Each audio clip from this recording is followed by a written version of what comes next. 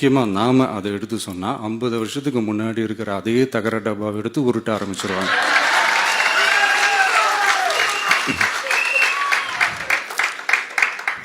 பவளவிழா பாப்பாக்கு வேற என்ன தெரியும்? பவளவிழா பாப்பா அப்படின்னு சொல்றாங்க. அதை நான் நினைக்கிறேன் உதயநிதி ஸ்டாலின் அவர்களை பாயிண்ட் பண்ணி தான் சொல்றாரு. எதுக்கு மறுபடியும் இன்னைக்கு அப்படியே எடுத்துக்கலாம். பவளவிழா பாப்பானா நீ 75 வருஷம் ஆயிடுச்சு, ஆனா நீ அறிவுல முதிர்ச்சி அடையில, பழைய டெக்னிக்கே இன்னும் பயன்படுத்துற, உனக்கு வேற எதுவும் தெரியாது அப்படின்றது தான் அதுக்கு அர்த்தம். ஆனா ஒரு புது கட்சி வரும்போது எல்லாத்தையும் புதுசு புதுசா யோசிக்கணும். ஆமா, எல்லாம் என்ன இன்னும் ஏன் இப்போ திமுகவில் இப்போ நம்ம தலைவர் இன்னைக்கு பேச ஆரம்பிச்சாரு, ஸ்ட்ரைட் டு த பாயிண்ட் வந்துட்டார்ல.